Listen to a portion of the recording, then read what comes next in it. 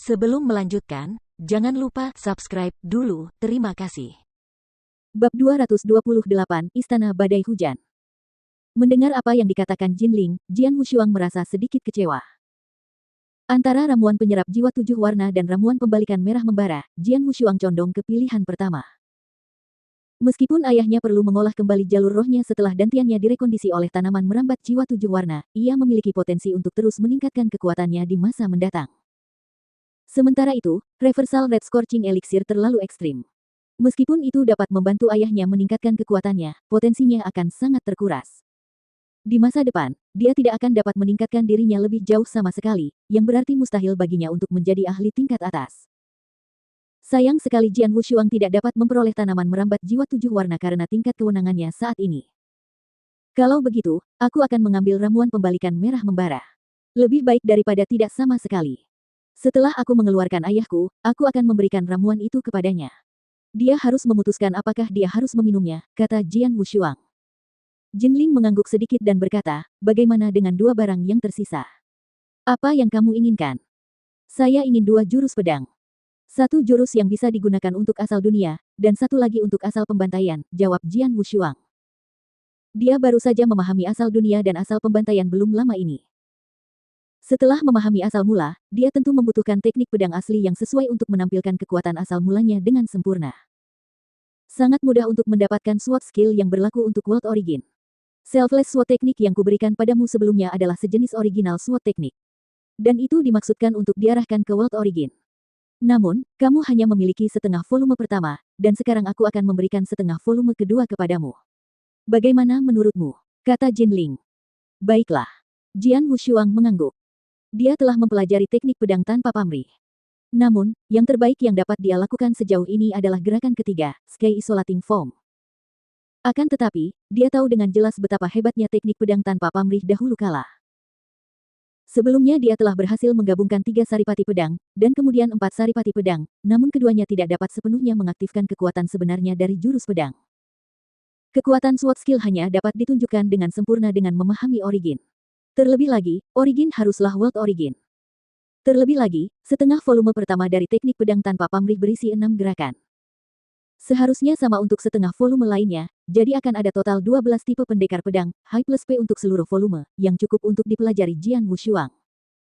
Adapun ilmu pedang yang bisa diaplikasikan pada asal pembantaian, Jinling sedikit mengernyit. Ada apa? Kamu tidak memilikinya? Jian Wushuang bertanya dengan ragu. Tidak, kami punya. Masalahnya adalah kami punya terlalu banyak, jawab Jinling. Terlalu banyak. Jian Wushuang tercengang.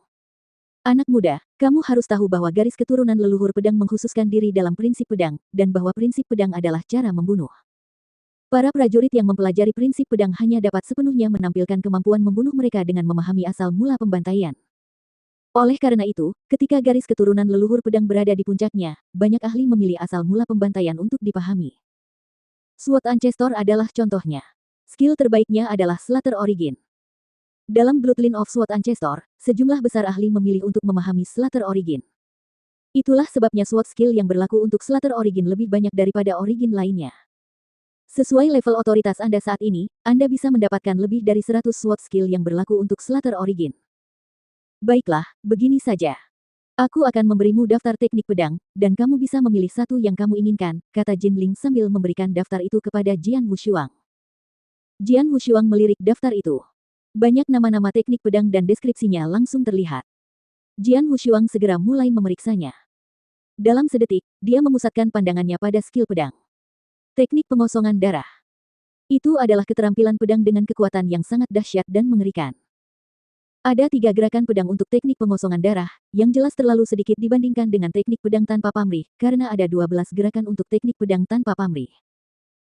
Akan tetapi, dari segi nilai, teknik pengosongan darah lebih baik daripada teknik pedang tanpa pamrih. Meskipun hanya ada 3 gerakan pedang untuk teknik pengosongan darah, setiap gerakannya sangat kuat. Terlebih lagi, setiap gerakan adalah jurus pembunuh. Mata Jian Wushuang bersinar.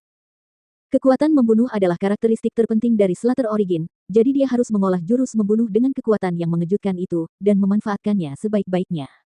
Dengan begitu, dia dapat sepenuhnya mengaktifkan kekuatan membunuhnya. Aku sudah memutuskan. Aku akan memilih teknik pengosongan darah. Jian Wushuang memberitahunya keputusannya. Teknik pengosongan darah. Jinling terkejut, tapi mengangguk.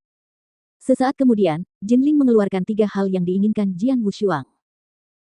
Mereka adalah Reversal Red Scorching Elixir, separuh volume Selfless Sword Technique, dan Blood Emptying Technique. Aku sudah memberimu kesempatan pertama. Untuk kesempatan kedua, kau bisa tinggal di Istana Badai Hujan selama sebulan. Jinling melirik Jian Wushuang, lalu melanjutkan, ikuti aku. Istana Badai Hujan. Jian Wushuang tampak sedikit bersemangat.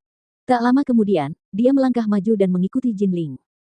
Dia tiba di suatu sudut di tanah leluhur di bawah bimbingan Jinling. Saat itu, apa yang muncul di depannya adalah sebuah gunung besar dengan gua di bawahnya. Apakah gua ini Istana Badai Hujan? Tanya Jian Wushuang. Ya, kata Jinling, jangan meremehkan gua ini. Kau akan menemukan bagian dalamnya yang menakjubkan saat kau masuk ke dalamnya. Namun ingatlah bahwa kau hanya bisa tinggal di sini selama 1 bulan. Seberapa banyak kekuatan yang bisa kau tingkatkan dalam jangka waktu ini akan bergantung padamu. Jian Wushuang mengangguk terus-menerus, dan segera melangkah masuk ke dalam gua. Bagian dalam gua itu sangat luas, dan seluruh gua dipenuhi angin suram. Jian Wushuang melihat sekeliling dengan saksama. Tiba-tiba sebuah lukisan besar yang dikelilingi oleh angin suram terlihat samar-samar. Melukis. Jian Wushuang sedikit bersemangat. Pada saat yang sama, dia sedikit gugup. Dia tidak dapat melihat lukisan itu dengan jelas sampai dia mendekat. Ini adalah gambar badai hujan. Lukisan badai hujan diisi oleh sejumlah besar tetesan air hujan. Jian Wushuang menghitungnya dengan cermat dan menemukan jumlahnya sekitar 1000. Tetesan hujan ini, Jian Wushuang tidak dapat menahan diri untuk tidak memperhatikan tetesan hujan itu dengan seksama. Di mata Jian Wushuang, tetesan air hujan berubah menjadi cahaya pedang yang tak terhitung jumlahnya.